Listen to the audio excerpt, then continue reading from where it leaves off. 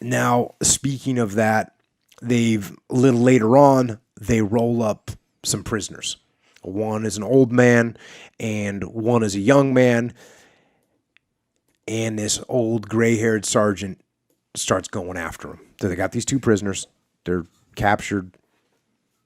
And here's the sergeant. "So you're the fuckers that zapped my buddies in the tank," the old gray-haired sergeant snarled. Without warning, he swung a heavy fist into the face of the old man, knocking him down. The other fist swung into the face of the younger man, knocking him down beside the old man. The sergeant was screaming and bellowing as he pummeled the two men on the sand.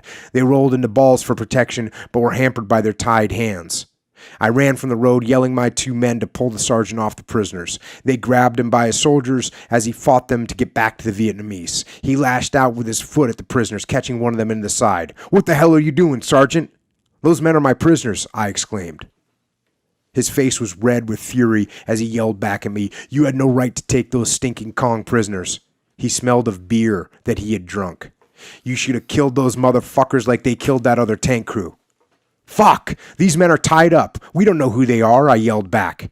I was saved by the sound of Lieutenant Knutsen's voice breaking over the argument. "Calm down, Sergeant. Go back to your tent." So that the other lieutenant was the commander of the tanks. Again, I'm pointing this out. He's new in country. He sees somebody beating up a prisoner. They had just lost one of the tanks to a mine earlier. And obviously the gray-haired sergeant's pissed and he wants to take it out on these guys. But, calmer, cooler heads prevailed in that situation.